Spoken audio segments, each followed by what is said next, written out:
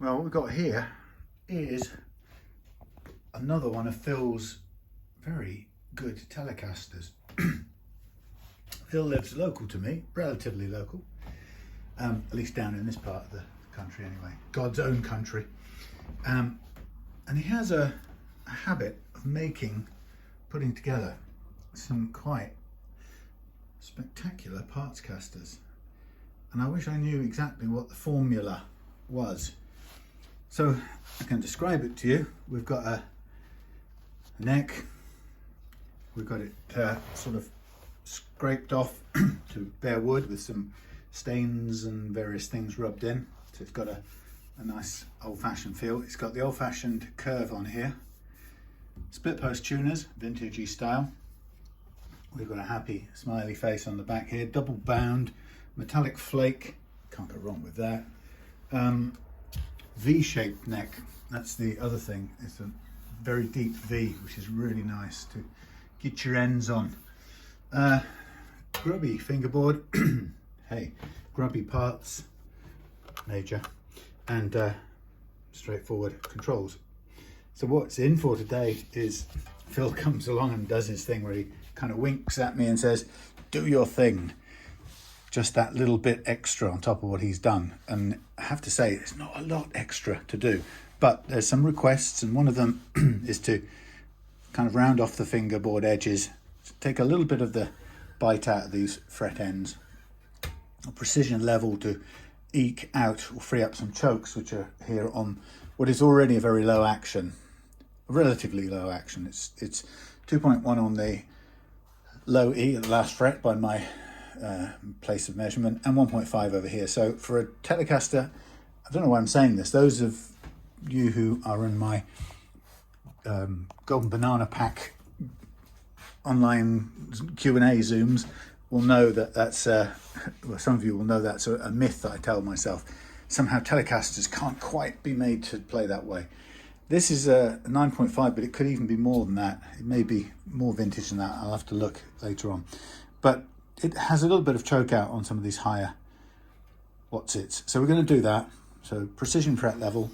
I'm going to put a tusk tree in here. This is bone here. What's that keeping? We might just widen up these slots a little bit there. They work, but they are quite deep in the forest there.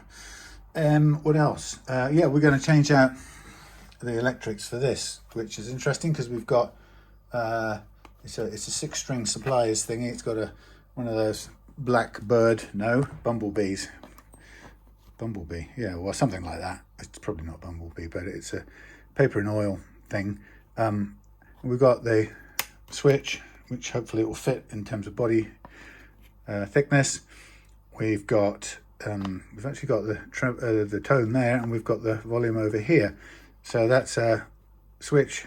Well, it's let's see which way round this is, because this is set up for switch, tone, volume. So it's kind of designed to go that way, probably. Oh, I don't know. Control plate that way. Now I've confused myself already. So, oh God, before I go any further, I'm going to make sure which this thing is, which way around the current thing is, because not being a standard Telecaster owner, and in other words, I've got my own T-style guitars, but they're just T-style. They're not conventional Telecasters. So I'm just going to plug this one in. Can I have just a reasonable clean thing? Plug this in. I'm just going to make absolutely sure what's what. Hold on. I said no, maybe I said if I zoomed out as much as I can. Yeah, I probably am. Huh?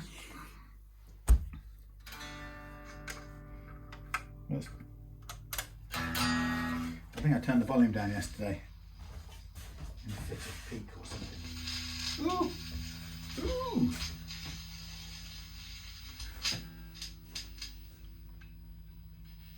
Something.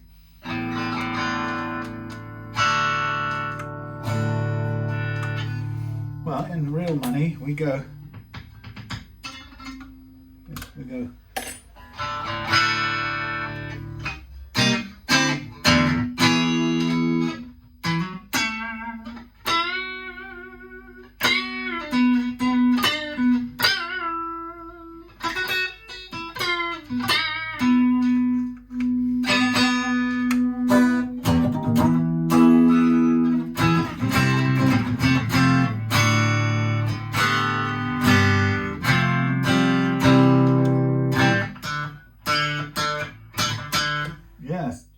Hey, I mean, it's got a good honk to it already.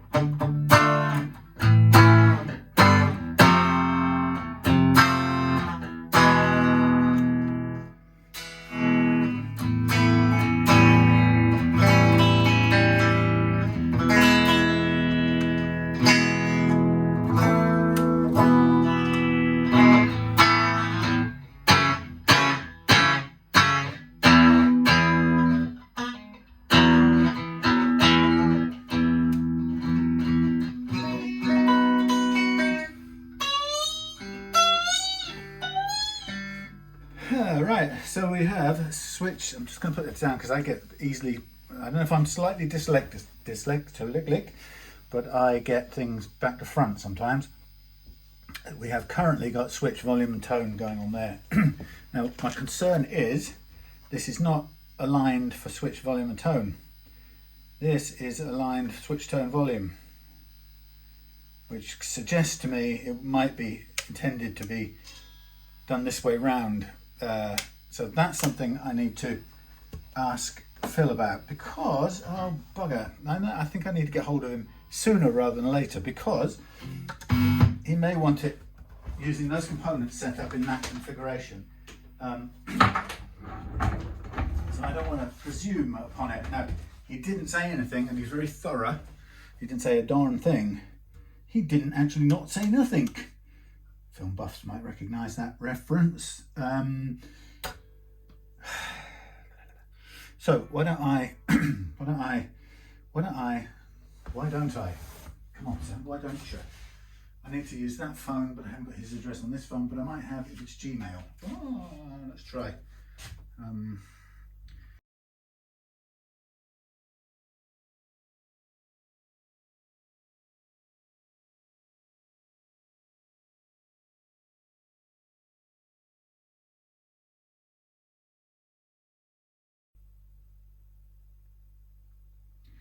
Tone.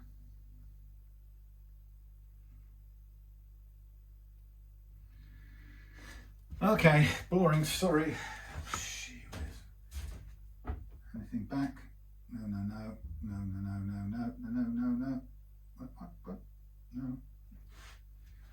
No. Right, all that can stay out there. That's charging, that's good.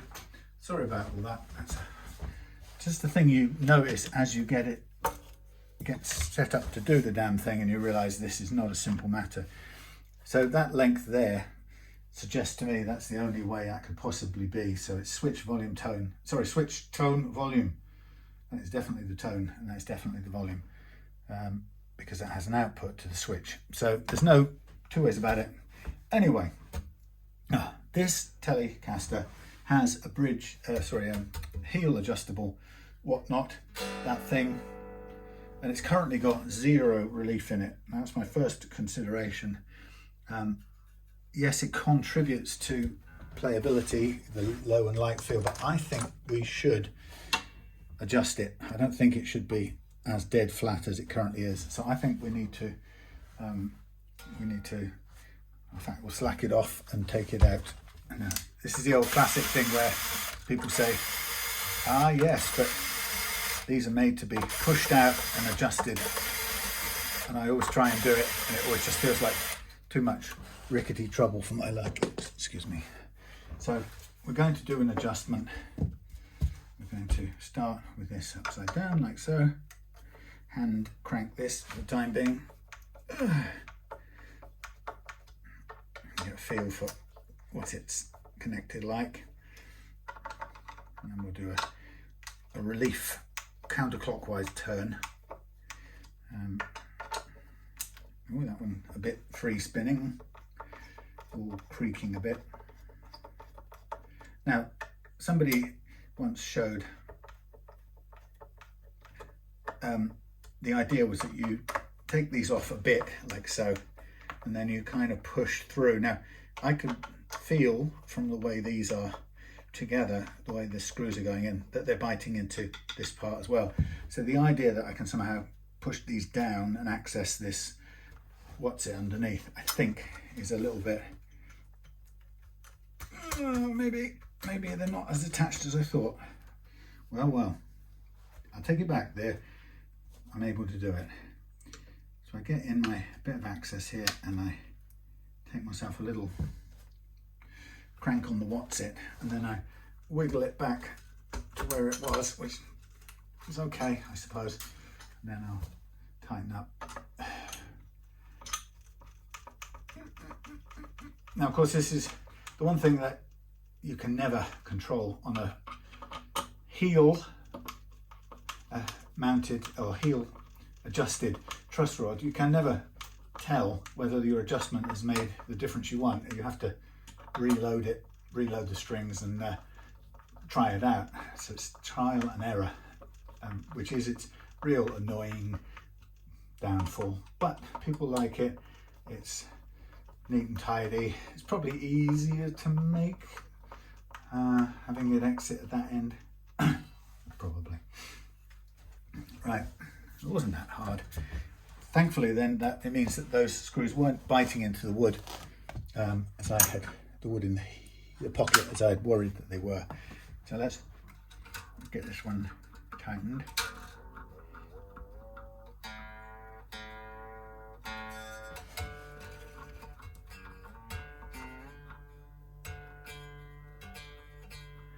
This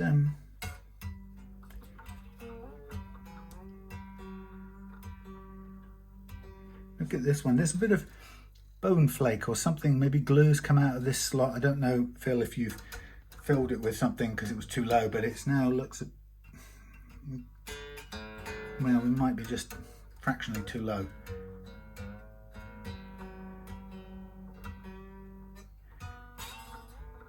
We shall see.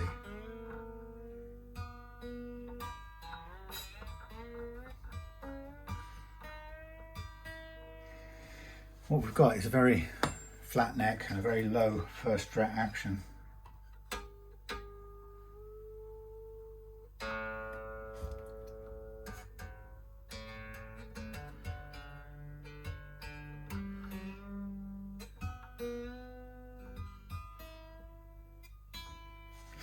Right, let's have a look at the relief. Yeah, we've got a bit in there now.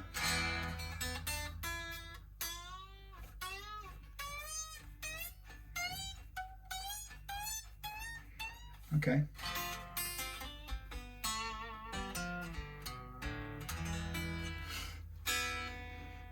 Fine. So we've got a bit of tiny bit of adjustment to try and do, on the thingamajigs, these saddly bits. So we're a tiny bit high on the low E, which means everything really because it's repaired. And this is the US. Oh, it's a Frab just day. It's a screwdriver. Slot-headed screw, just what you always wanted on a tiny little piece like this.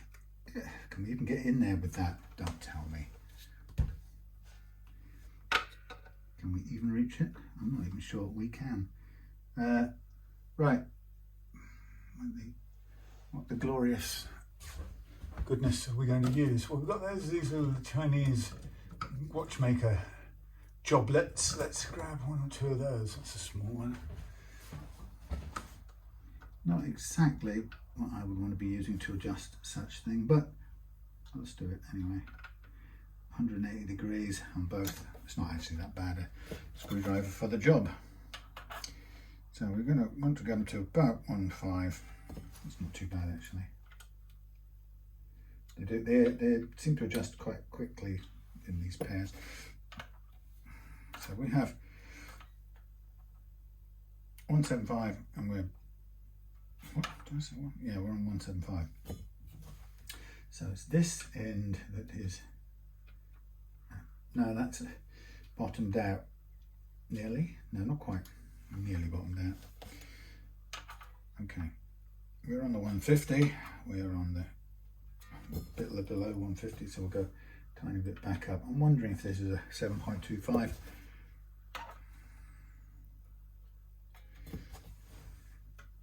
Kind of looks like it's steepness wise, and we've got just under 1.5, just under 1.5, and we're going down and we're up on the final one. So we'll take this one down a tiny bit.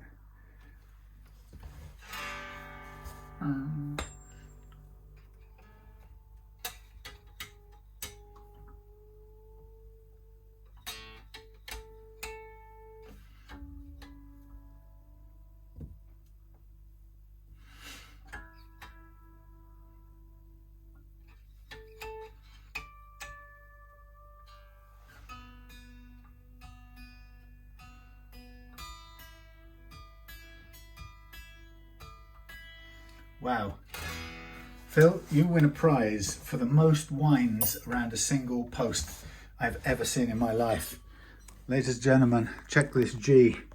This is prize winning. This is the thumbnail. Have you ever, I'm going to get a picture of it. Have you ever seen those Burmese tribeswomen who have those ring, or Burmese, Africans, possibly both, have the metal rings around their necks to prevent, in lore or legend, or possibly really, to prevent them being carried off by tigers in the night? There you go. That's one of those. So expect to see the thumbnail with that showing. You don't need that much. Wow. That's someone else. Sure fine looking, man. That's someone else.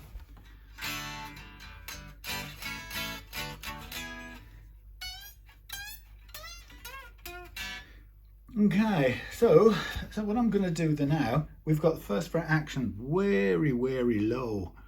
A little bit inconsistent. It's practically nothing on the D, a little bit higher on the others, but I'm going to touch it. I don't want to touch it. Unless we've got a problem, I ain't going to touch it. What I'm going to do is I'm going to move out. There's little bits of stuff coming out of the slots here, which makes me a bit worried, Phil. I don't know if that's some grease or stuff. Actually, it could well be you put some Vaseline in here. I think you maybe have. That's okay. That's all right by me. I mean, it's all right. Nothing wrong with that. Just a bit. Could be grease. Could be good old-fashioned car grease. Manly car grease, not girly Vaseline. Manly car grease. That's what you put in there. Brake grease. Brr. So, I'm letting my no, what the words are, the thingies, whatever those people have that they take to psychiatrists. We have 725 there. Looks a bit rounded for that. No, wow, my goodness me. Oh boy, oh boy. We have a version of 725, which is why it is struggling to choke out or choking out. It's actually a little bit 6, I would say there. Yeah, it's based around vintage doodads. So we're going to do the thing because that's what we've been asked to do, but we're going to be very careful because armed with that little bit of knowledge, and a little bit of knowledge in my hands is a bad thing. What we know is that this is a vintage radius 7.25, which is unlikely that you would ever get quite as low an action as a 9.5 guitar. So we're going to have to bear that in mind. So I'm going to do a very light leveling, and we're going to see from the leveling what that tells us about the state of the neck and whether there is anything we can do to keep it at that low action. I have to say this is a 9.5 type radius action that I've set here already, so we may have to go back up. It may just be that simple. It's not a defeat. It's not the Telecaster aspect. It's the 7.25 radius that's the challenge in this.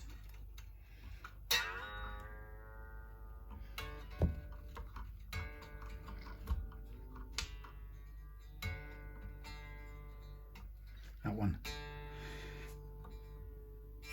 wants to zing out.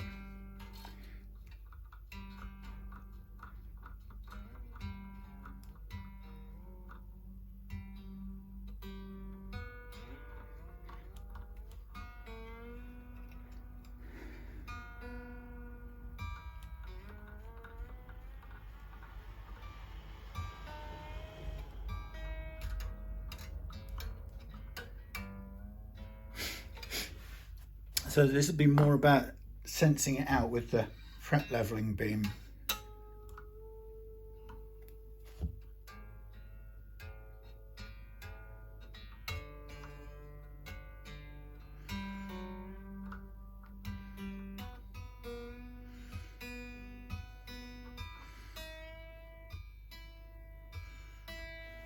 Right, here we go.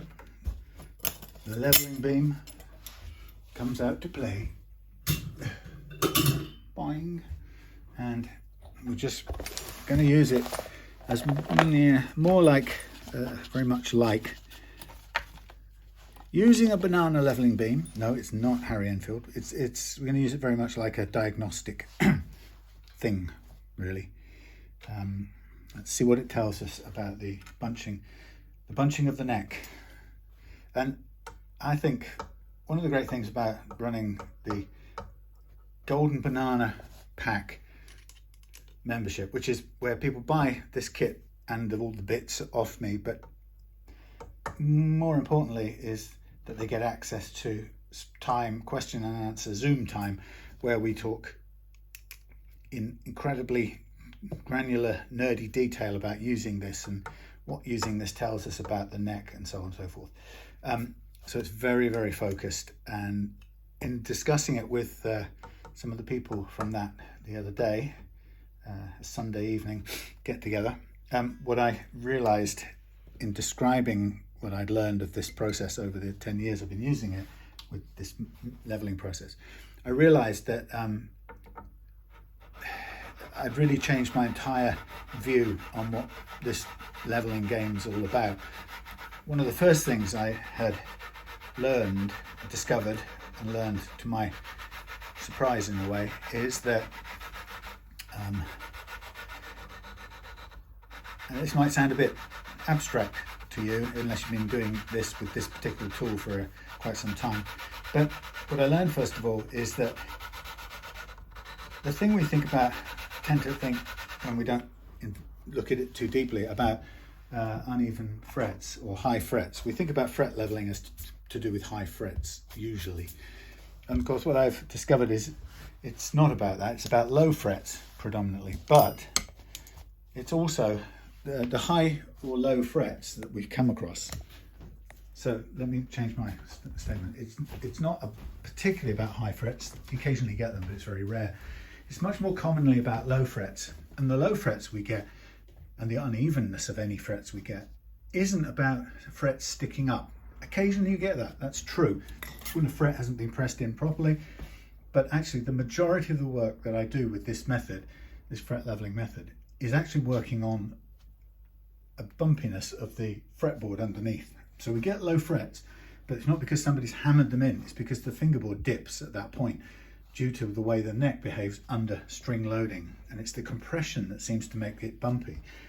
So I've realized that all the work I do in fret leveling is really about taming the compressed, bunched up or bumpy neck, and that puts a whole different kind of thingy on it, complexion on it. So just looking at this neck, you get good at reading this with this method, and I'm trying to get a position where we're not getting, it's hard to find a position where we're not getting dazzled, but you'll see cut, let's like do it smoothly, cut, cut, cut a bit more, cut a bit less, cut, okay, cut, not much, a little bit, not much, none, low spot. Now this isn't a low single fret, well it is, but it's low because it's in a ditch.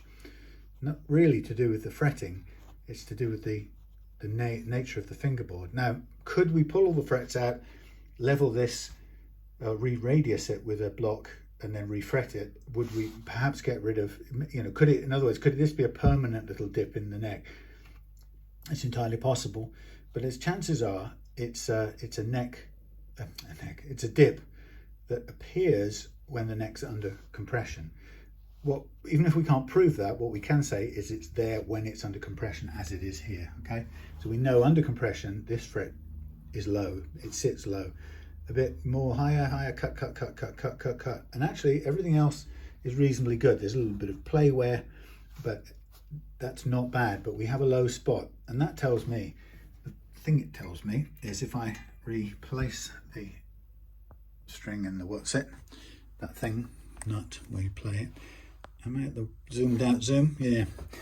That tells me now that I know at the 11th fret I'm going to be fretting in a ditch.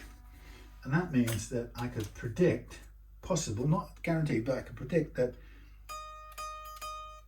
the next fret may be a little squashy. And if I bend up from there, this one may choke out easier than the rest because I'm beginning in that little ditch. It's minuscule, but it's there. Now, do I need to keep working it?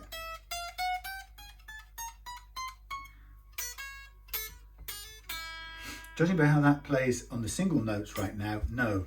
Let's move on. I'm going to leave that. You saw it wasn't that much leveling, but it was diagnostic, so I could read what the neck was saying. It tells me it's all over fairly good, but we've got a low one on 11. Could affect notes on 11, but it's not affecting the straight notes, but it also could affect, given that we've got a 7.25 radius, which is geometrically challenging from bending and a low action point of view, that ditch could compromise bending from there, but we may be struggling to make this low action, as I've said before, play.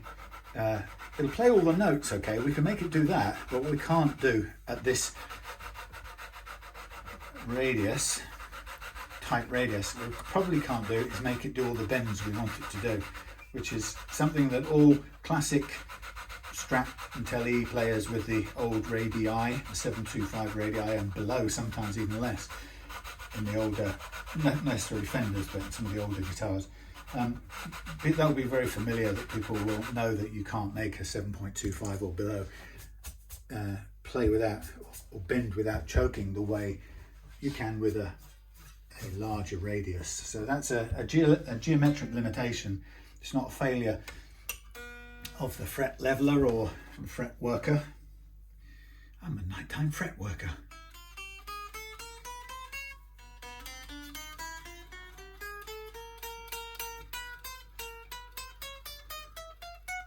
Now, if this was causing chokeouts here, this 11th fret, the question is how do we address it? You only have one option really when you have a low fret causing problems, and I'll do it here. Let's say we have this. This is what the underlying fretboard looks like. If we've got a particularly low fret here, the frets, this is extremely exaggerated, of course. Let's do it like so. Frets.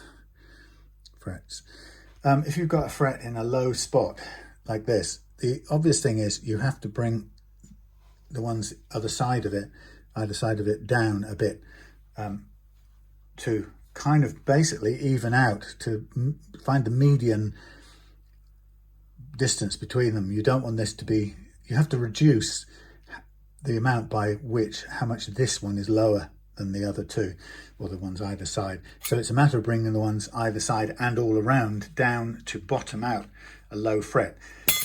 Some people might say things like, why don't you, have you ever thought of, good question, replacing a fret? And it's never that much, it's tiny little amounts.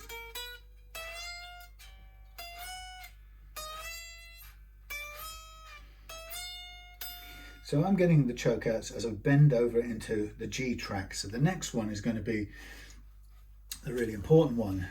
So when you have a tight radius mixed with a low action, and tight radius 7.25 with a low action. I didn't calibrate this. Let me go back. Low radius, tight radius, low action, and you've got choking out.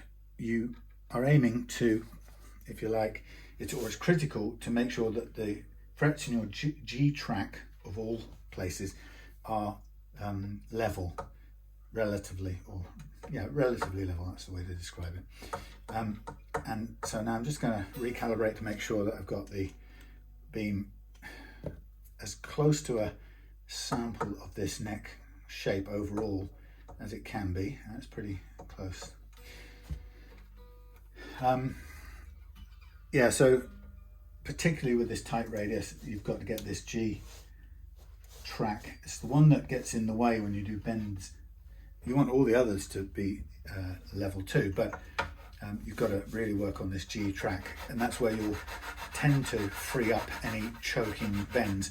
But you need it helps to have the previous experience to know that with a guitar with a vintage radius like this, if you can't get that G track to level out and play those notes cleanly, it's very likely that it's more about the vintage tight radius than it is about the frets themselves. So we don't go on carrying on trying to level our way out of that. We have to accept that the action has to go up. So let's just hear what we get out of it. Individual notes, a little bit of what I call frizzle up there, but it's minor.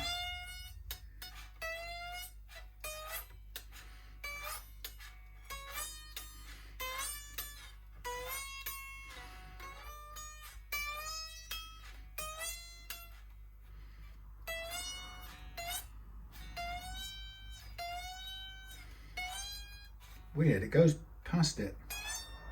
You can.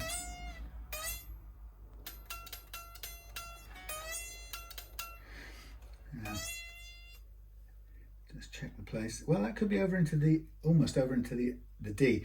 But like I said, I recognize, I know already I'm on a lower than feasible action for this 7.25 radius. So what I'm not going to do at this point is over attack these frets. I'm going to go across to the D track and I'm going to give that a little kiss over, and if we can get a tiny bit of freeing up happening there, that's great. If not, I will, next step is I will, without shame, go back to the basic action at the end here and come back up a very tiny amount, because I already know that I'm pushing this further than I have a right to expect it to go. It's a 7.25, it's not a 9.5, and that couple of inches radius difference makes a hell of a lot of difference in what's feasibly possible, geometrically possible. Now I have tried to do three-dimensional drawings to show, to convey why I call it a geometrical limitation, or geometric limitation, and it's to do with the fact that what you're looking at here is if you think about this guitar in a cross section, you're bending strings from at the bottom of a curve. They're fixed at the bottom of the curve here, and I'm bending them uphill to the top of the curve, and so that in a vertical sense, the bent string is higher here than it is down there, and because it's higher here, it has to go downhill to connect with its anchor points at either end. And if I bend this one across here and it has to go downhill to reach this, then it's going to hit that high spot of the G, because normally down here it's got a bit of clearance, but by the time it's at the top here and bending downwards, relatively speaking, it's going to cut out on the G track, or the part of the fret that's covered by the G track. So that's the three-dimensional reason why the tight radius doesn't bend well at low actions.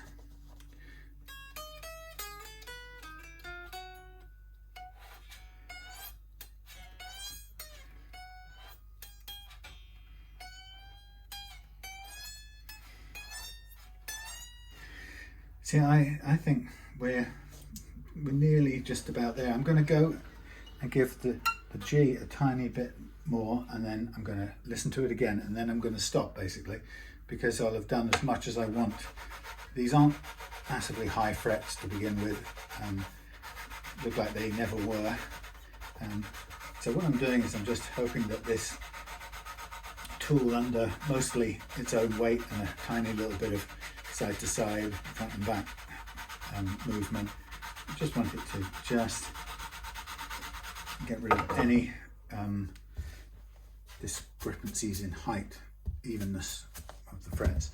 But I think, to be fair, I think that will be it. I don't think, if we don't get it playing cleanly, then we'll raise just a little tiny bit, and that's the payoff of the, yeah. Okay, so let's take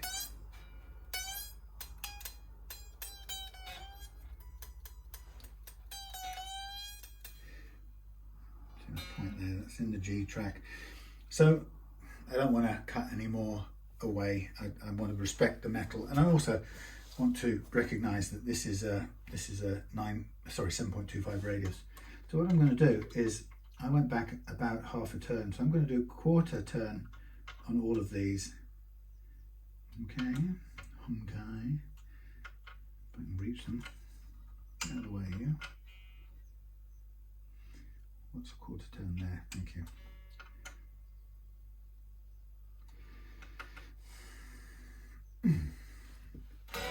This will obviously be out of tune, so let's just tune it back up.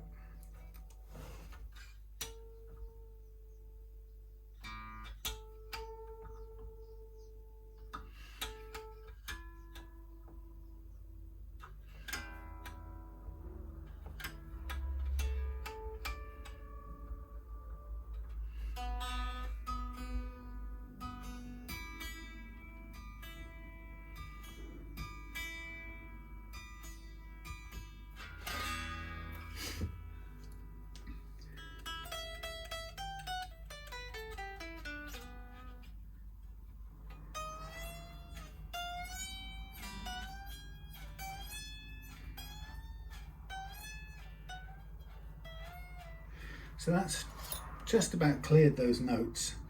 Let's see where we are compared to where we were. So we're still practically on the 1.25, so that's still quite impressive. It's hardly, I can't even see, maybe it's a tiny fraction above it. It's about 1.35 maybe. So that's the compromise. And this one, 1.6, 1.65, something like that. I'll leave it at that. We'll move on to the final two strings, and we'll keep our action there. So you can see how the tiniest amount of raise overcomes the choke out. Still leaves us a little bit zizzy, and of course you have to go higher if you want to eradicate that altogether, which takes it back to near to where Phil started out. Maybe not as high as 2.1. We probably wouldn't need to be back at there. But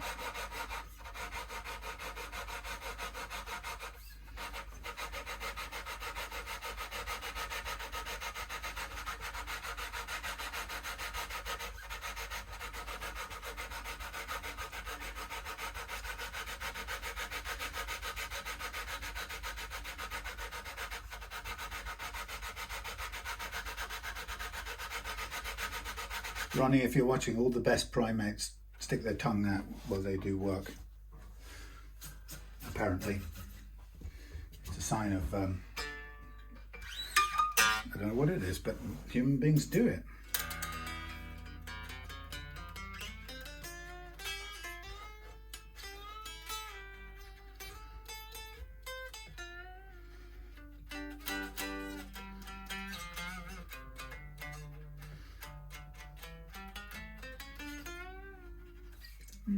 Good.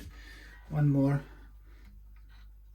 I'll just recalibrate on the E side of things, on the E side of town.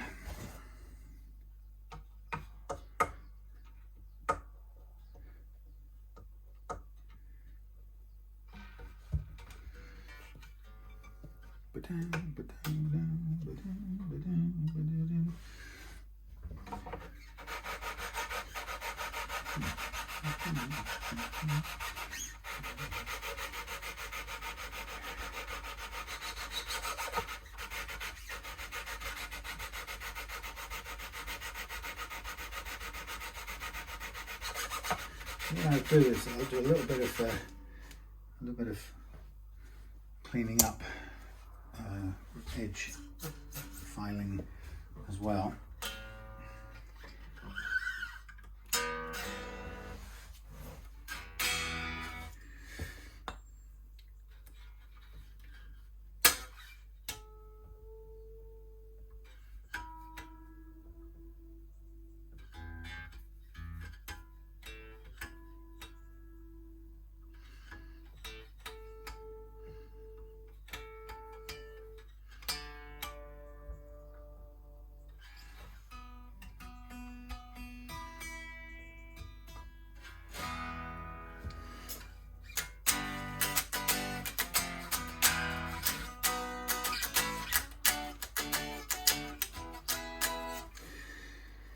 still feels and sounds good from there. I'm happy with that. It's a little tiny bit lower, and I know that's why Phil brought it to me, because he wanted that extra little bit squeezing out of it. And some people might look at that, and some people do look at that and see these videos and they go, I wouldn't pay for that, that's marginal or fractional or minuscule, or other words meaning very small, and is it worth the money? And it might not be for you, and that's fine, genuinely. But it evidently is for some people, and that's what this is about. You might not want to pay, I don't know, £90 million for your luxury yacht, but some people do. When they do, they get what they want, and other people look at it and go, that's ridiculous, extravagant, pointless. Each their own, as they say. You know, the thing is, when you have a market and there's people who will buy the thing you're selling, then you know that's how business runs. It's always one of the most silly things in the world that people can do, is kind of look in on somebody else's, the way someone else responds to a market, and criticize it, which is just dopey, you know. And the thing I usually kind of want to say is, well, look, if you feel that way about it, why don't you go and set up and do it the right way then? And that's almost never what happens. The people who complain they have the luxury of, having an opinion that's valid. You can feel that way about it, but it's the best way to put it into practice is to do exactly that. Go and put it into practice. Now this the hole in this thing where it went is a bit raised. It's like it didn't like the thing being screwed in the first place. Now the tusk one is slightly larger, so what I'm just doing here is easing the point where the new one goes in. We don't want it creating we don't want this big mound of wood sticking up protesting, so I'm just going to take it down a fraction, try and just clean off a little bit of that raised stuff, and then I like to just widen it out a tiny bit for this new one, so we don't have any risk of splitting or protesting. Yeah, so for sure, put it into practice. If you think that the market's wrong, it's wrong. Something's wrong on the internet. And I've often said that people who they have a comment or have an observation about that, which is always out of context. So, somebody will arrive and pronounce that this is the wrong way of doing something. And it might be, I'm not entirely sure, I don't ever truly believe it, but it might be a wrong way of doing it for the context that they're talking about or familiar with, or the way they did it back out in wherever. But the bottom line is, it's usually in a different context. So the way I'm doing it it's probably a different context from how they were doing it. So that's the first thing that's always the case, is the context is never the same, and when you assume that it is, then you sort of misunderstand the whole thing. Look, I've got different coloured tape today. I bought some of this on Amazon. I just fancied a change in colour. Anyway, and I've also got them pre-cut. How could my finger make a piece of this fall off and go clattering on the floor without cutting a hole in my finger? But it did. That's a slate there that I just kung fu'd through with my finger. Yeah, I broke the corner off it. Oh, Oh, master grasshopper. You heard that clonking noise? Will you look at that? Grasshopper. I break off chip pieces of slate with my bare finger, so don't come near me. You got it? Yes, quake, I would. Have I still got any finger left? Yeah, it's there, it's all good. I want to celebrate this great finger of force.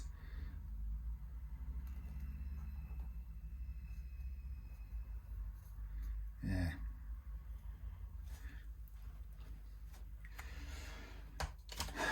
Never forget. Kill a man with this finger. Injure a wombat, but kill a man.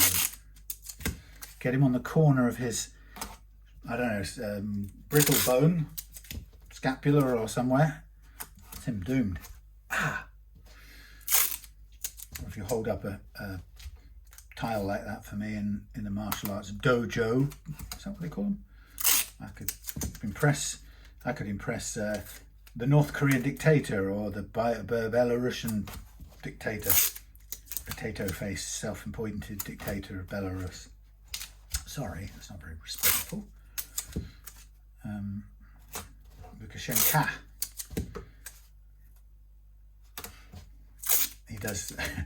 He seems to put out a lot of funny videos of his. That would suit him down to the ground. He puts out videos of his soldiers doing sort of what appear to be a circus-based martial arts. So they strip to the waist, oil themselves up, and then go running around, tumbling and kicking inanimate objects and leaping, climbing on each other, and grappling and all kinds of manly things. It's very funny to watch.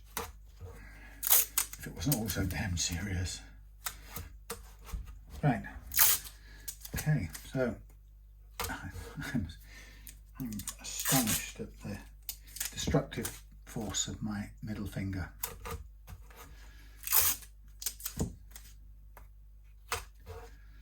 It is one of those things you could not do if you tried.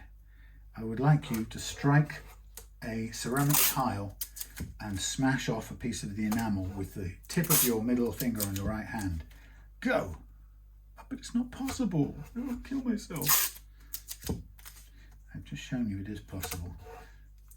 All of which makes me think it might actually be possible that DJT actually did get winged in the earlobe by a crazed assassin's bullet.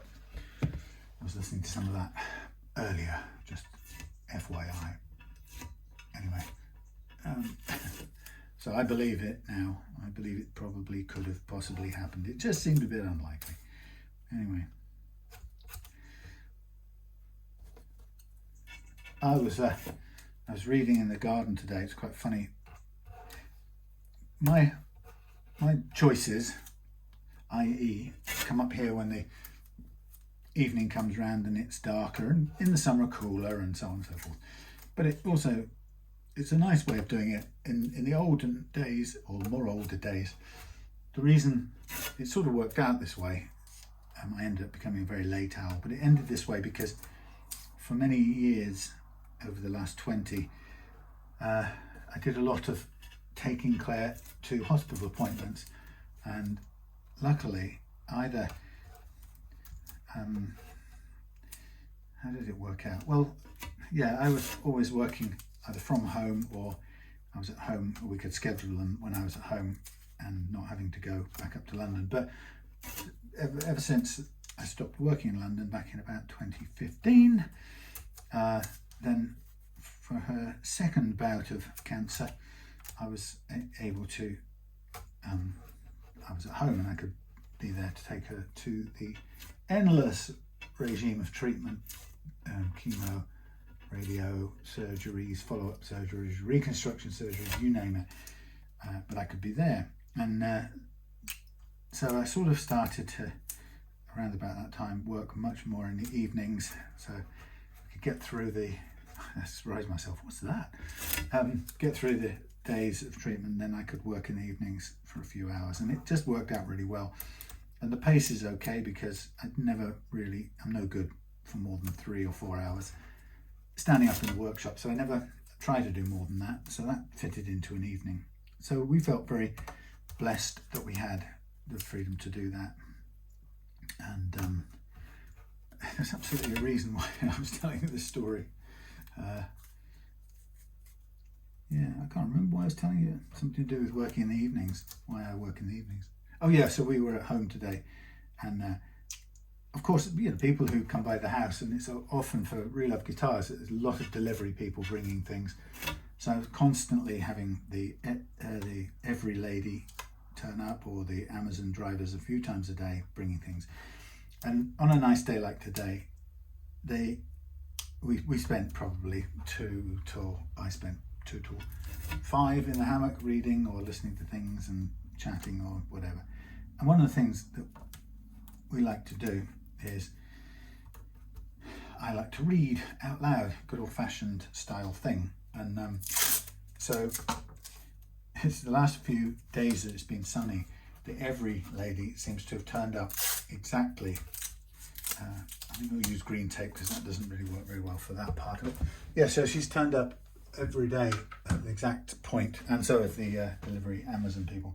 They've turned up exactly where Claire and I are lolloping about in the hammocks with me reading Solzhenitsyn's Cancer Ward, which happens to, of course, tie in with, it's not just because she's had that experience of going through cancer, but it's I read quite a bit of Russian stuff anyway, and I just finished the Brothers Karamazov, and I've been reading Vasily Grossman's wartime accounts and so on and so forth. Anyway, so I watched One Day in the Life of Ivan Denisovich, which was Solzhenitsyn's account of life in a gulag camp, and I saw the 70s. I'd never seen it before in my life, but I accidentally came across a 70s TV production of it, which was brilliant. And so that sort of got me wanting to read some more of his stuff, and so I ended up reading Cancer Ward. And because we read stuff in the garden in hammocks, I was reading it. So for the last few times that it's been sunny, the every lady and the Amazon people come round the back of the house because they probably don't get an answer on the doorbell, which isn't the loudest thing in the universe anyway. So they come round the house, and we're there like Romulus and Remus or somebody, you know, Caligula, and no, that's his mother, and the horse. No, that's getting worse. You know, like a Roman couple luxuriating, eating bonbons or grapes or whatever you would do as a Roman, and hanging about in your hammock, reading the classics or something very pretentious like that. And so when the lady comes round, I say to her, "Oh, I'm so sorry, you must think this is all we do all day long." And it's become a bit of a sort of standing joke now. And I think she probably does think that's all we do. And the truth is, in some ways, it is what we do every day when the weather's nice in the summer. But I feel like I'm moved to say, I do go up to the workshop and work hard for a few hours, and I do loads of social media stuff, and I really work hard. But I don't say that. I just think it guiltily. And I hope she has the imagination to imagine that just because I'm lying about at that time of day reading a book to my wife, that I might also do some hard work as well. Gosh, how important is that really? Not. And as you can see out the window, here comes a big long truck from somewhere. Sometimes they come in here and stay overnight. It's been the owner, who's now died earlier this year, but one of the things he did really well was look out for any kind of opportunity to use this site to make some money. He's very clever with that. And one of the things he does, or did, I should say, but I think they still carry on with, is tonight a few bikers came in. So sometimes bikers pile up here and stay over on the way down to Cornwall. Sometimes they turn up here and one of the units turns into a gig space, and there's a loud music all night and everyone's having a right old time. And then some nights a bunch of Volkswagens turn up again on the way down, probably to a festival in Cornwall or a meet. So he's got a great location. Sadly, I heard today that the baby that was airlifted after an accident right there on the corner within eye shot of this window, there was a RTA there the other day, and I think a woman was killed, or an adult was killed, it turns out. I thought it was two, but an adult was killed, and a baby was taken to airlifted to Exeter Hospital. Unfortunately, the baby's died, so that's that, which is pretty tragic. So I think what I'm going to do now, Phil, is I'm going to stop the cameras because I'm just going to do the boring polishing of the frets now. Oh, and a bit of fret end work. And I'll do that, have a drink, listen to something on the thingy that makes a noise, and I'll also consult my emails to see what your view is on the position of the switching circuit. So I'll be back after that and I can recharge a few things. So see you shortly. Any chance of switching off? Yeah. Oh, great. Ha. My fingers have stopped working. Oh, that's amazing. We're back. Done. Whoop. Done.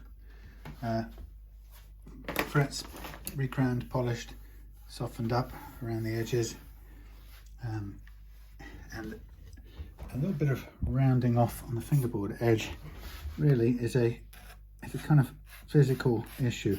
But the downside of doing this, I have to say, is that it costs you the dirty finish. Now I'm going to try and reproduce that. Let's see if we can hope to reproduce that with a bit of waxy stuff afterwards. I don't want to do this all over. Sorry, I don't want to do this all over if I don't get a chance to just darken it down a little bit, because it will just look a bit fresh, over fresh. Let's just have a kind of little looky. Yeah, sort of cleans it off a little bit and dirts it up a little bit too. So yeah, doable. Yeah, okay. Yeah, because I mean the problem is with rounding off a fingerboard is that you are basically taking away the finish that's on there. So we'll just go down and do it at a sort of pace. In fact, it's doable all the way down by the looks of it, and it has its own natural little flare that occurs. You can do it with sandpaper, or you can do it with a blade like this.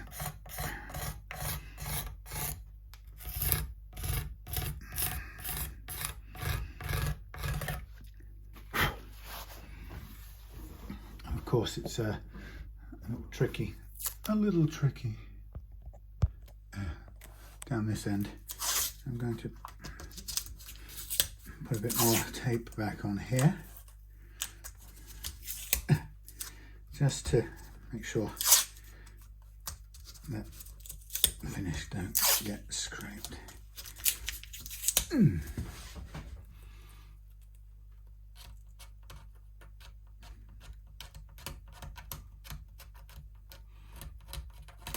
I think we're running a bit later today because I think I started late because of my relaxing by the pool. No, relaxing by the hammock.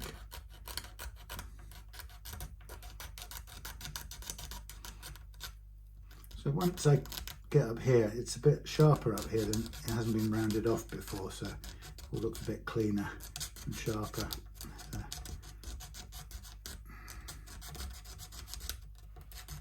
And what I'll do is I'll get the wax onto a cloth instead, and then we'll run it down. the edge. Yeah, because it's not, what it does is it takes a bit of the old yellowy looking stuff. What's that stuff called? You know, aged, vintage lacquer, vintage, aged, heritage. Oh, you know what I mean. Vintage. Oh, that colour. It's a certain colour. Come on. Sepia. No, the other one. I've got pots of the stuff. Vintage thing. Amber is the word. Gosh, darn it. Vintage amber.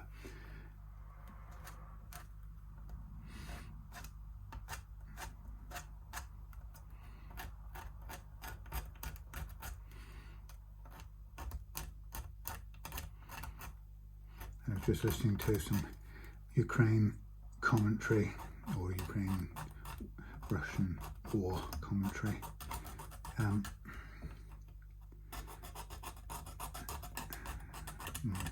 It's funny that it's one of the most important realist things going on in the world at the moment, and I'm, as you can probably tell, I'm loath to even broach the subject, and I think where a lot of people are getting ultra cautious these days. It just, I'm not even sure it's because of all, you know, the worry of somebody, you know, the platforms doing anything like censorship. You know, it's, I think what happens is we don't speak because we don't want angry people who disagree comes abusing. And the funny part is, it's not, you sort of sometimes wonder if you've become, you have to ask yourself, have I become intolerant of disagreement and debate? And actually, absolutely not. That's definitely not me. But what I am intolerant of is abuse. And just outright aggression, unwarranted, unproductive aggression. So, you know, you have my common experiences if I mention something on that subject, or it might be any contentious subject. It might be the subject of, I don't know, Chibsons, you know, been there before. And what you get is you get a sort of, people arrive who decide immediately to be abusive, and they don't come with they were having a civilized conversation at the gentleman's club where they go, you know, I really strongly disagree with your stance on that, and I'd be very interested to know how you arrived at it, or what you think the blah blah blah, you know. And you don't get that. You just get an all-out abuse, you know. And I think that's the tragedy, not that people disagree, because many of us will, about various different things. What's depressing is the speed at which it just degenerates into aggression. Horrible feeling. And so I think it's that I avoid, not that. And I think sometimes, I don't know, I get the feeling people think, oh, you know, if you self-censor, it's because you're afraid and you're a coward, you don't want disagreement. I really don't think it's that at all. It's I don't want abuse and aggression. We don't seem to have a possibility of, it doesn't seem to be possible in this day and age, of just disagreeing and having an opinion without it resorting to out and out abuse. So I'm looking at this and I'm trying to round this off and colour it, and it doesn't want to colour. Probably because it's a little bit, well, it does colour, but it's as if the edge It needs a little stuffing up maybe to take the finish. So I'm kind of rounding it off a little bit more. It's like if you scrape it with a blade, you get a very clean edge, and if you rough it up with sandpaper, it makes it a little bit fuzzier.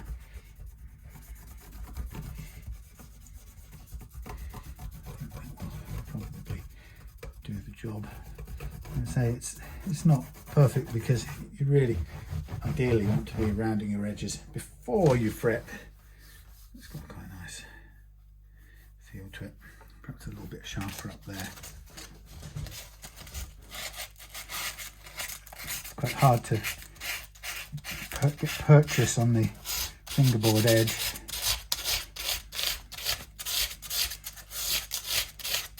Sometimes I find that resorting to a sandpaper can be a better way of doing it. It's sort of smoother all round. This has got lots of dirt on it anyway, and I deliberately didn't go or didn't rub down here with the naphtha. I didn't want to take off any of that nice grime.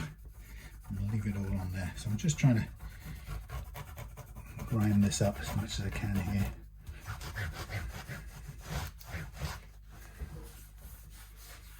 And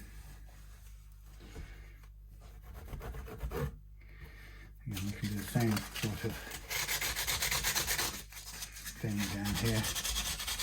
Between the bigger spaced frets, of course, you can get in a bit better, and it tightens up obviously at the other end. And we can do a little bit of a pull onto the fretboard, round everything off. It's nice when you don't have a pristine fingerboard anyway, because it doesn't matter that you get a bit more grime into it than was there before.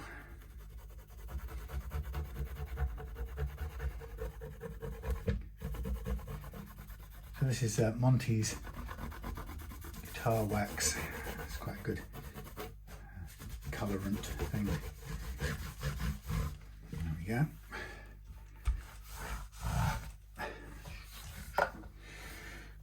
Okay, so that part of it done. Now we're going to get onto the electronics. This, I've done a little bit of prepping offline while I was charging up the batteries and stuff. So I've rewired this one ready to go, and I've added a longer. We needed to add a longer output because moving it up here instead of down there is further away from the jack. So we've got plenty of room. Problem I've got here is, it's not a problem. I've got a jack socket here that I hate this kind of. They're really a pain in the ASS. I think somewhere I've put the required bits and bobs to make it work, and I can't remember where I put them. I had a socket and a thing and a thing. Oh, I think it could be this one. Maybe it's this one. Anyway, it was possibly, I think this is the standard one. There was a way of, well, let's see if it's that one. Yeah, anyway, it means that we have to attach the new wires, and how we keep the jack in place, or whether we take it off. Of course, we have to take it off, or we can intercept the far end of its wires. And it depends on how it's all wired up, you see. So if we take a look inside here, swing, we have got the jack comes up to here. So it may be better that I remove my little bit of cable and we reuse this one, because it's already, I don't want to be messing with that jack at all. So we've got a brand new thing for everything here. So we'll take off this. Oh no, please, let's take this off. That one off there, put it over there. We'll take this off. Now we've got, on this new one, we've got what they call those pots. Solid shaft pots, that's what we've got. So we've got to make sure that the knobs we've got here will fit them, and they are probably a hex key arrangement. So they should work, he says. Muchly hopeful.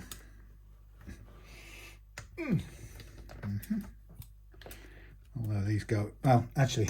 So now we've got a slight. I've never understood how these are meant to work. By the way, think about it. We've got we have to put a flat spot, or do we manage to grab hold so tightly of the round plain shaft that it somehow works just perfectly? That sort of slightly confuses me. Okay, so we've got the old stuff all coming off. We've got the plate, the old stuff falling away into there. So we know what we're doing. So we've got, let's just make sure we do know what we're doing. We've got neck over here. So let's snip things off and take them out of the way so we know. We've got neck over here.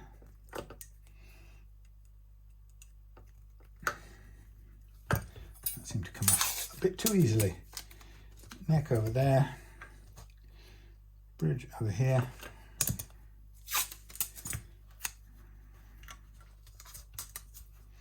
Bridge over here. All your earths over here.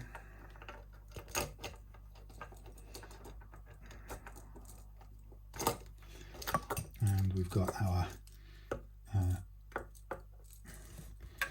plenty long enough wire here, which we could then reuse. That one and that one. So there's the new stuff and the old stuff, and grounds.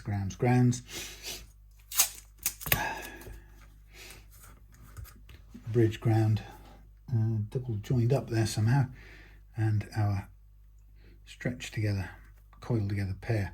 So if that's the case, what we're going to do is we're going to get this in here. To be honest, I suppose it's simpler if it goes in there. It's a bit of a pain because I've already gone and put this darn thing in, which means we're going to have to remove that one and remove that one. Okay, well, I thought that looked pretty good, but the bottom line is I don't want to be messing with the with that jack socket if I can help it. Okay, let's cut our little cable tie. Get rid of that and that. Put another one on if we need to. So we're back to here. Let's get a thing here. Put this one through.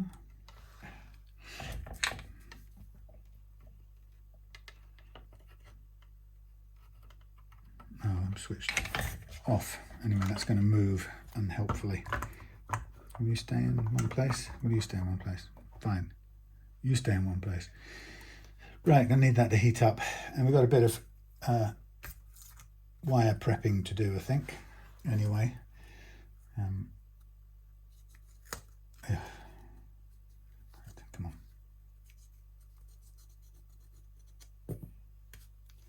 Off. Freshly cut wires.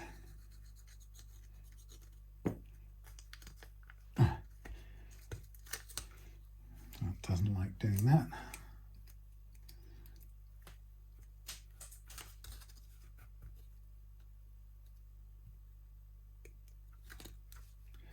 Bits, throw away. Bits, we're going to tin those. If I can get them to wind round each other even. Come on, tin up. Tin those two. Hang over there.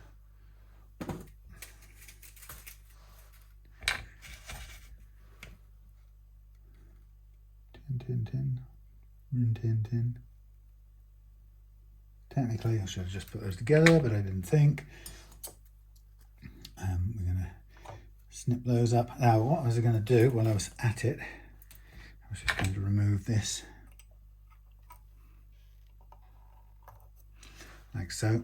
And then I could have probably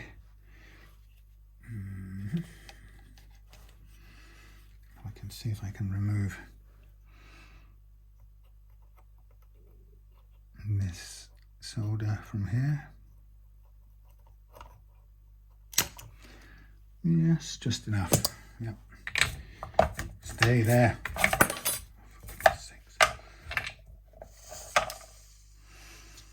Okay. Meanwhile, put those over to one side. So that's got to be cleaned up. Yes, so that sort of weird thing about self-censoring, I suppose partly because, you know, there's a sort of sense of getting into trouble with the formal aspects of YouTube and places like that, because they only want certain things talked about, or they demonetize whatever they think, whatever they feel like, actually. But anyway, so there's a sort of always a risk of that if you think, or if they decide it's a sensitive subject and, you know, you should be shut down because of it. And then there's the, like I said, there's the aspect of being kind of slated by someone who disagrees with you in a very unfriendly and forceful, aggressive way, which is just unpleasant, really. That's all. Nothing more or less. I think what it is, there is a bit more or less. What it is I think more than anything, it's depressing, because it's the same energy as the problem in this case, you know, and you just think to yourself, wow, that's no wonder we're in this trouble, because of, you know, people, everyone's around in the world is that angry. God help us. Now what I want to do here is I just want to put a blob of solder onto this, because this one has to ground out somewhere for the bridge ground, because it needs a bit of loading first. So these are all together. I'm going to wrap this one around this one, or try and do around that one,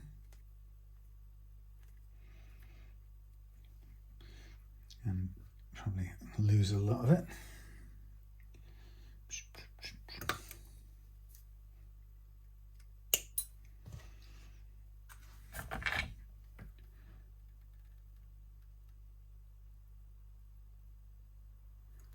Blob of solder on there.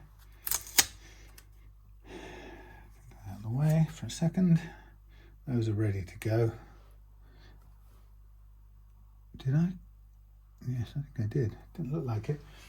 What they've done on these, which makes them look quite cool, is put a little bit of colour thingy over each of them as a sort of like collars, collar and tie. So you take this fluffy end there like so, and you give it a burst of hot air just to tidy that up.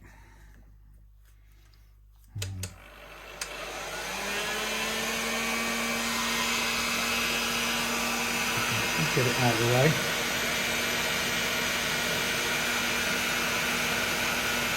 Like so. Ain't that pretty? What time do we? Oh, I don't know what time is. Right, so there's that. Now we've got a couple more to freshen up the ends. This one from the neck. Very nice. We could do the same thing here. Actually, it's probably a bit too large to begin with. Let's get a narrow one.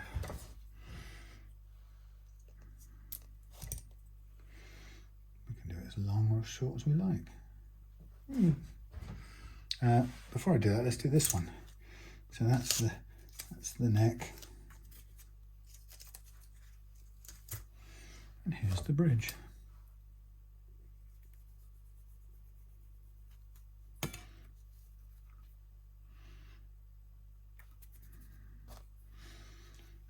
Have I got? No, I haven't. But let's do that afterwards.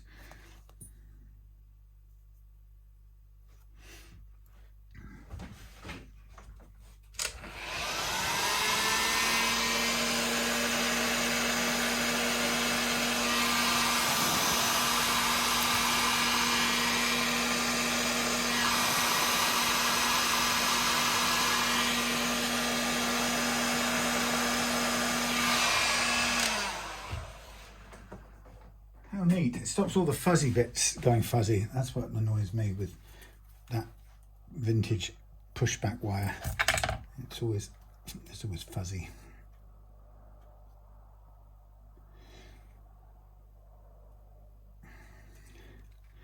Yeah, so can't talk about certain things really, so I shan't.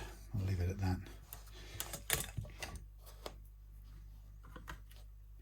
Right, so here we have our things really ready. That one's got to go through there. We might as well just, that's got to get to an earth point, which is not very long. So we've got a bit of a constriction there. That doesn't ground out very well. So I'm going to use a bit of brown, just a bit of flexible brown, because I want some more room. Otherwise I'm going to be struggling to get it all done. You have to have just enough wire to be able to do this without pulling the wires as you turn the plate over and put it all back together again. So it's a bit of a pain. So bring this over here like so. They can stay out of the way. That to there. That's got a blob on it already. That's good. We'll get a joining blob for over here.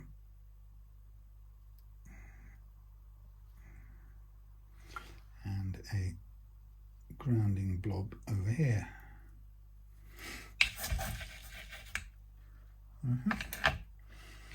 Right, so next bit, let's hold this down flat if we can.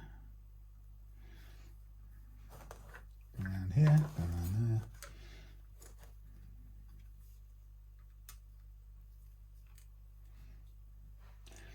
Something like that will do, and then I'll get another one on from the bugger. I can't do it, can I? Because I've done this. Hold on, bear with me.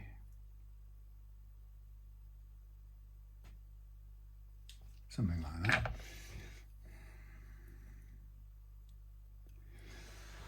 And we'll have a shrinky thing like so. That'll do.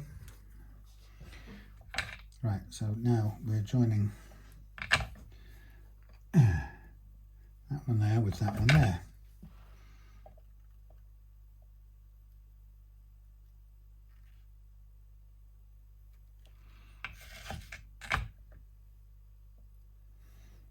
Quite a big blob, so we might get this one to work.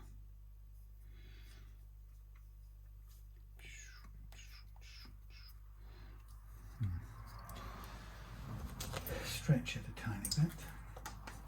Speaking of which, so Charlie came round yesterday with a guitar, and I asked what he did, and he told me that he does, I don't know how to say it again, he takes heat shrink things like this and he forms them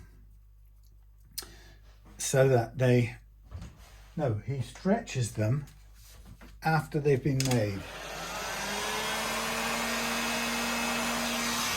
So they come out of the mould, and in order to shrink again, they have to be stretched bigger, and then they're ready to go back and be shrunked by heat. So what a brilliant thing. And I didn't even know such a thing existed until you told me. So you live and you learn. Now this was meant to have, we want this to have a slight blob on it to get it onto the pot top where necessary.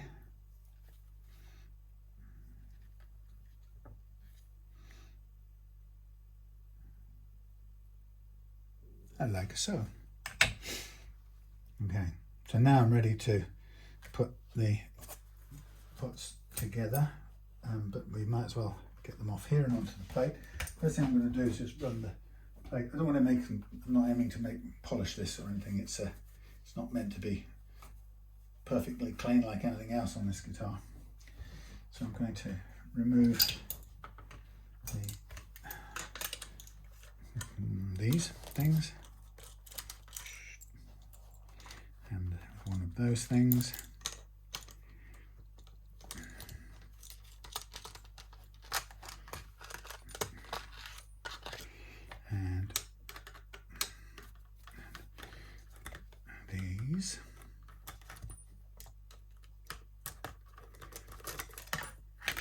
that's out of there. And come round to here, and we place these little devils back in. So yeah, what's the deal with solid posts? I mean, the idea is that they go on. Oh, don't tell me these aren't too big. Oh, it's always the way, isn't it? Yep, too blasted big. Oh. When you upgrade, everything's too bleeding small. Yeah, so what was I saying? Yeah, the solid post, how do you get them to work? What's that all about? Because you can push the grub screw against them, but is there anything to hold them, or they just spin round? I thought they'd be better off with a flat spot on the side, like some do. I don't know why some don't. Some don't, some do, some don't. Stay where you are. Down there. That'll do. Got there yet? Yes. Yes. No, I'm missing one of these now. Oh, gosh darn it. Let's get these on here, out of the view probably.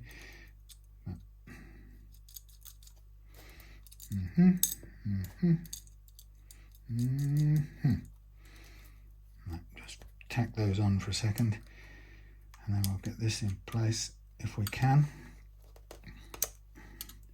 Now that actually doesn't feel like it wants to go on there. It's a little bit, what is it? Oh, God. Do you know what? This switch doesn't, that's thinner than this one. Can you absolutely believe this? I don't even know how I'm going to make this fit. God darn it. Phil boy, what have you done to me? You've determined that I shall stay here all night. I shall try and make it wider.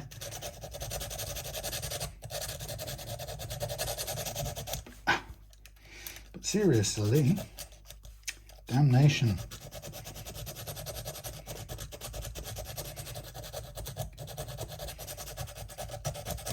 Come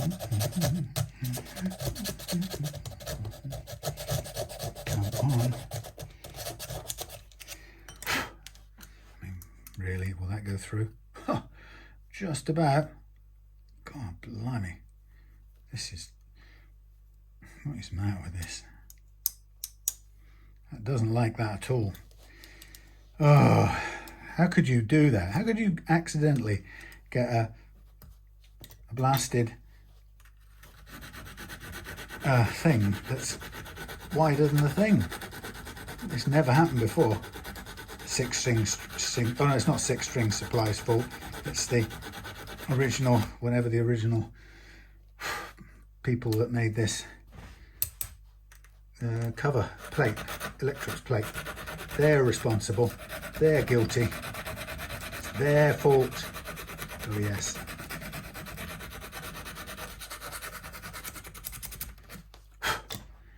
Afraid that's not the tidiest thing in the world along that edge there, because it's chrome and it's making the chrome kind of come away a bit. Right. Oh, what he... Do you know what? This doesn't want to bloody work. Am I losing my mind or something? Let me just do it up first and see what the hell is gone wrong with this.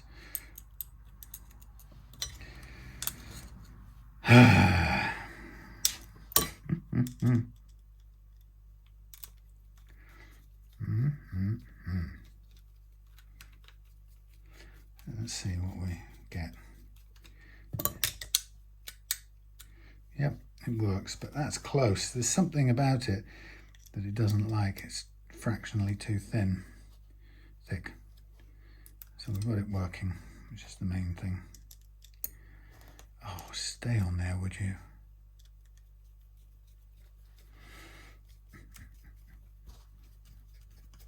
Now, if it tightens right up, I just want to make sure it still works. Yeah, that'll be nice and stiff, that's for sure. Okay, solved. So what I'm going to just do is get a bit of this and put this down as a safety thing. I'll put this on here like so. Now that's done, that's done, that's done. Let's come off there to go to there. That's done. I need to go in here. So let's get these things out of the way. First thing I've got to do up are these two little devils. We've got a white and a black. I verily presume that the black is the ground and the white is the, or the creamy coloured thing is the hot. So I will prepare the ground for such functions. You will be a blob and you will do your job, blob. This one has got some on there, that's good. So what we do with this one, we can either go in through the front or through the back. If we're going through the back, we're going to come in, see this way we don't have much spare room. So we're going to come in through here and onto there like so, and we want to make sure that this little tiny dastardly, whatever this thing's called, treble blade, gets in the same space. It's trying to muscle its way out. It will grow, it'll stick on there if I solder it now. So that's the treble blade and the hot output to the jack being joined in holy matrimony. There we go. Nice big blob of solder on those two. Next on our list will be on with this earthy thing here. Just move that to one side. So we've also got another earthy thing coming up through here, plus another couple more earthy things. So you sort of, that one can go to this side, which I'll do now, because it's got more room, and it doesn't matter if this twists over. So we could try and do them in big bundles, but I think that's counterproductive. Onto there. Lovely. That's the bridge ground. Now we have over here, we want to come up, we will have on the edge here, let's move this one right out of the way. Sorry, it's getting a bit hard to see, I can tell you. This one here. Right onto the edge there. Now the problem with doing right on the edge is it may not have the room for that. Now we've got grounds coming up here, which can move this out of the way and get onto the top of that with another pair of grounds. That's all the grounds we need to get onto here. Like so. Down on top of there, please. Come on. Like so. Now we have but two, drop that down a bit now, everything but two hots to do. So we have the neck one here, which we know is going to be on this side, but we've got a bit that needs cleaning out of the lug. I don't know how that's looking from there, but something like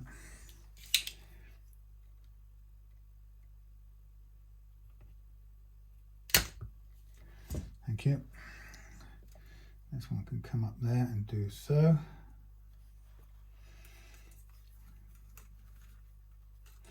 I don't like this bit of wire that's stuck there. Bugs me in case it gets in the way of anything else. Let's try and remove it.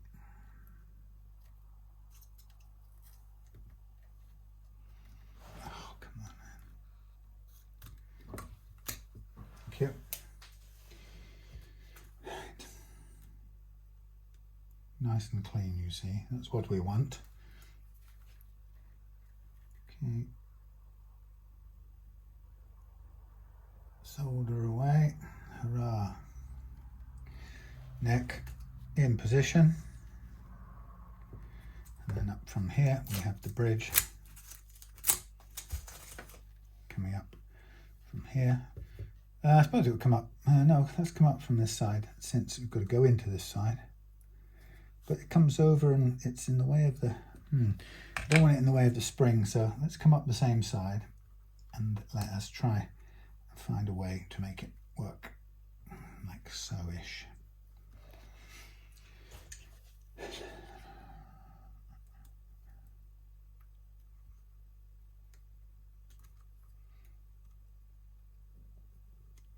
My stomach is rumbling because I'm hungry.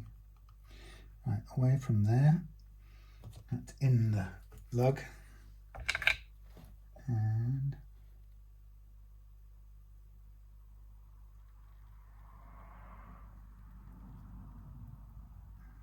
now that's on the lug. Ooh, ooh, ooh. Ta-da! Ta-da! That doesn't need to be quite so far through there. That needs to be bent down nicely straight down if we can. Thank you. Same with those a bit and with that a bit. Fling it all over. Find a way to tuck it all in because it always wants to get in the way. And then we lower it down. Now, it's worth putting the first of these two in because it won't take long, and then we can have sort of a test. And if it doesn't work, then we can always undo that. Now that's a bit of a squeeze there, so it's pushing some wires into the side a bit there, but let's make sure, see if it works okay.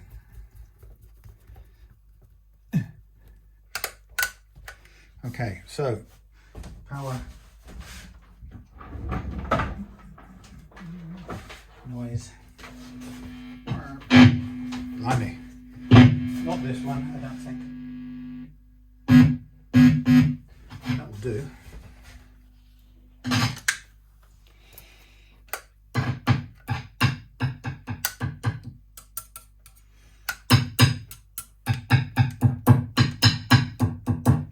Lovely. All done. Good night. Rightio. So a bit of long view for cleaning up. We get everything we can cleared up. Leftover things. The one that came off there could be this one. Is it this one? I think it is. Actually, it might not be. So if it's not that one, what is it? There's one on top of there, it could be that one.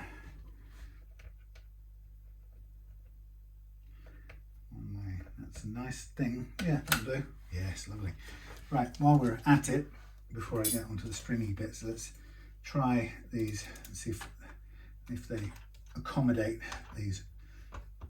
Oh my lordy, they won't go. Every dastardly thing, everything changes, so they won't work because they're the wrong size pots. They're CTS, probably US 6.35 or something, and these will be 6 probably. So we might have to get some new pots, new things. 635, lo and behold, 6. Really? No, that's not 635.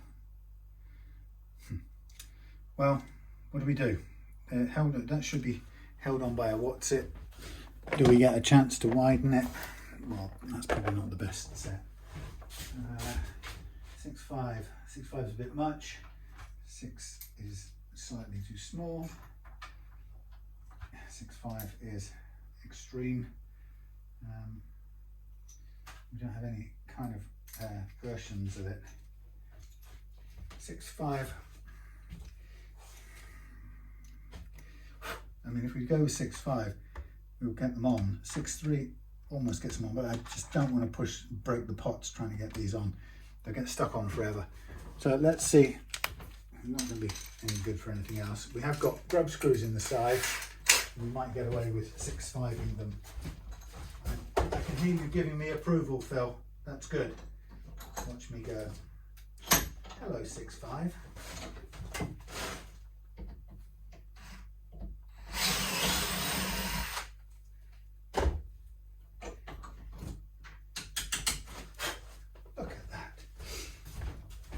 That will drop straight on. Oh yes, it will.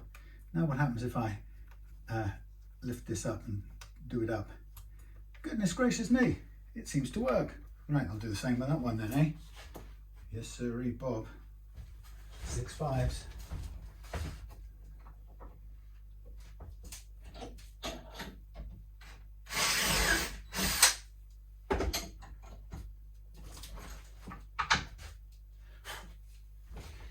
Six five, 6 5, 6 5. Put these away, put these away, put these away. 6 5 special. So, a bit of quick problem solving there, as you could see. I mean, you know, we don't want to be messing about, ordering in new. Oi, what's wrong with you? Why aren't you working? Oh, you are working. 6 5 just dropped on. Oof. Lovely. Yeah, you don't want to be messing around ordering imperial pots from faraway places. You know, make it work. Obviously, if it was a push on, I wouldn't do it. But because it's got the side screw with the grub screw thing, it's going to work, isn't it? Right. What I'm going to do first of all is I'm going to get rid of all of these electrical things out of the way, which looks a bit like this, not that, this, those, this, and this. Ah! Not that. I don't want that to unwind. These stupid things don't have a little hole to thread them through. They're very remiss, these wires. But they are cheap Chinese things bought from the Amazon. So I'm going to switch that off. There. These are leftovers to go with that. That can go over there, that can go there. This can go here, this can go off.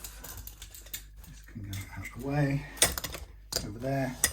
So we've got a bit of a thing to do off camera. I'll just refit that into the board and we can have it back as a sort of single piece thing. But I'm just going to now put on the strings and complete the jobby. I'm going to put the unhealthy poor man's fingertip cleaned so that I can handle strings without grease and grime. So that's my quick way of doing it. Solvents. Solvents. Oh, while I'm at it, you can stay recording there. While I'm at it, I'm just going to go and check the back end of my Gibson over here, which I've just shot a bit earlier on with a tiny bit of that stuff, clear thingy lacquer. This stuff, I'm going to do a little bit more while we speak.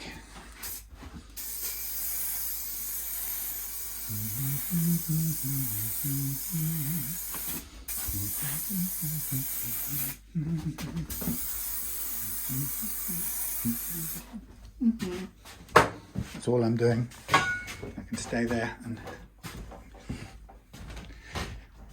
dry overnight. There we go. Let's put this on the cradle proper. Gone to a funny colour here, so I don't know what's happened. Apologies for that. I may have to live with a weird discoloration. Everything's smelling like dinners at the moment. Right, let's get the beauty back on the table.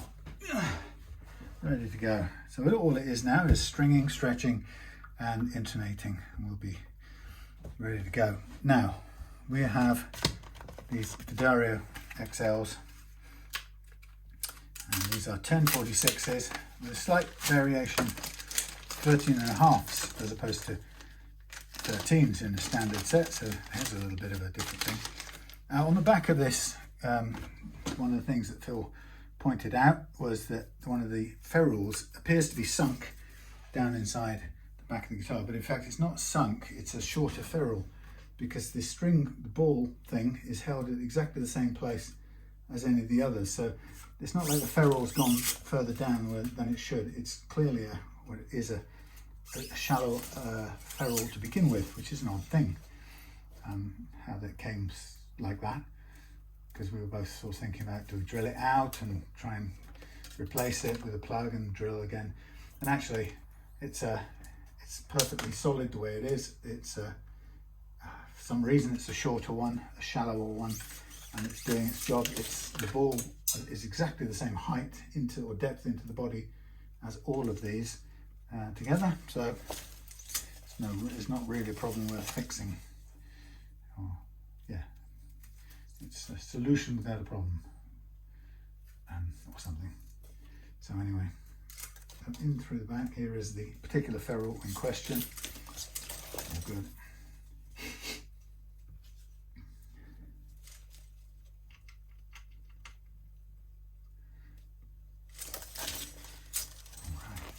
All strings. Now, Phil, I know you've been playing guitar longer than I've had sliced dinners. I'm sorry about the colour. I just don't know how to make this change colour. I could stop and restart, but anyway, it's not the end of the world being yellow, is it? Right, so what I'm going to do here, my way of doing this is go to the peg you want, go past 2, snip it off. Peg you want, past 2, snip off. And carefully bend the other bit. Stick it down the hole, bend it round that way.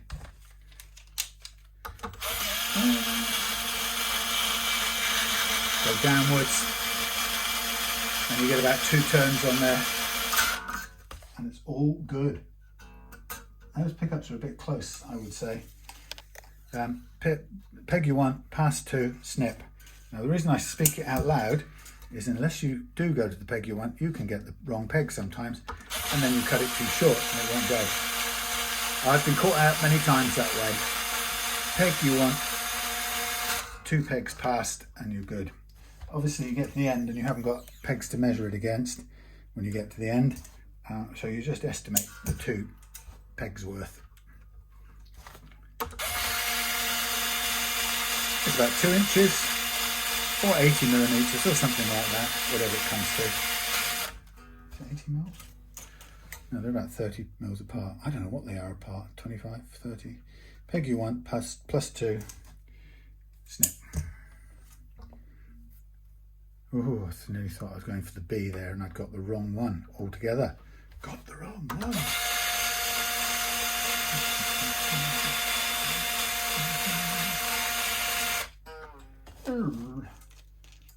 The B.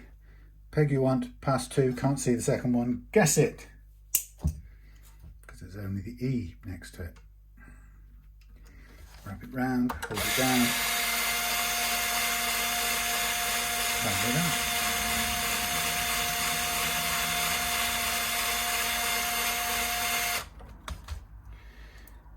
Put it under the string tree. Peg you want, past 2, guess it. Cut it short. There we are. So, as Phil already knows, tuning stability is down to your nut and the unreleased slack in your springs. Now, the nut has been, according to Phil, performing perfectly well for a long time, so we're not going to distrust that little thing, but we are going to stretch the strings out so that when the guitar goes back home, Phil has the most in-tune axe possible. Okay, so that's that bit done. Oh, we're zoomed out again. I'm cock-eyed with this thing, I'm sorry. My iPhone camera work is not really up to scratch. So a little bit of yanking doodle dandying. I was listening to the audiobook of 2001 Space Odyssey.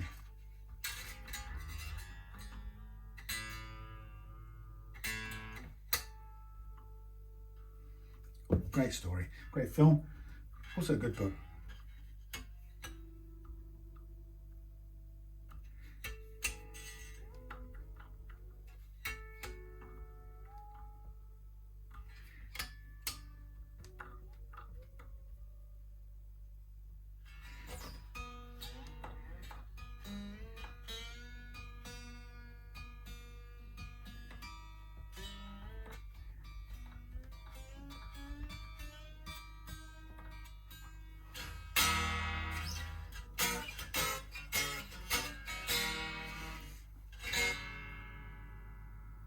Okay, so stretchy thing we do is we stretch between thumb and forefinger, and we push with the thumbs really to get as much slack out of this thing as is possible.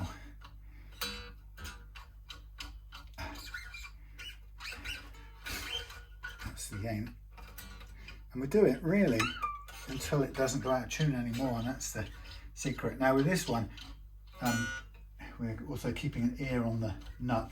If there are any pings, we want to address it with a very fine filing to widen the slot but not reduce it in height, because they are marginal, maximal, minimal, marginal. They're at the limits of what they ought to be. You don't want to go any lower.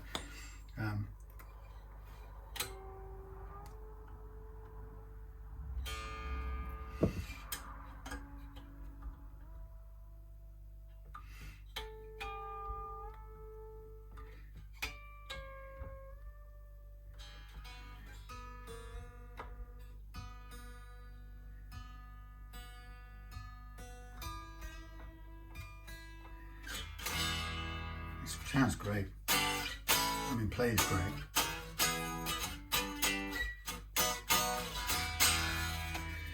This is a very nice neck and combination, body combination. There's something great about this. I don't know how he does it.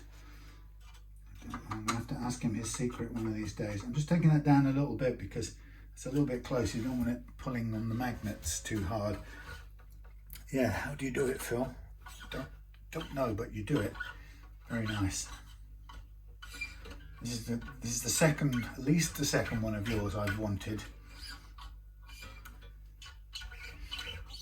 That ain't right.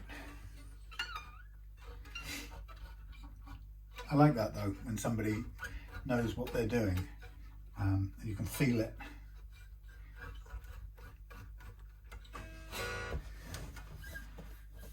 Even the choice of the neck. The V neck works well.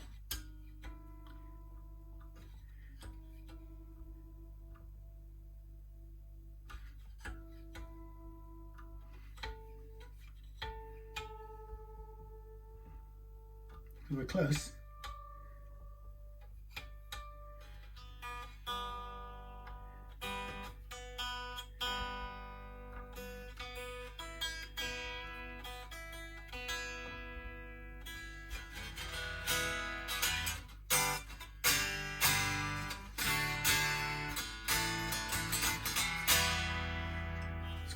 It's got the sound right, it feels right.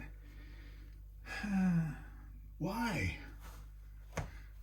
Maybe it's got the mojo and the feel, and then the rest I kind of make up, I'm sure of it. But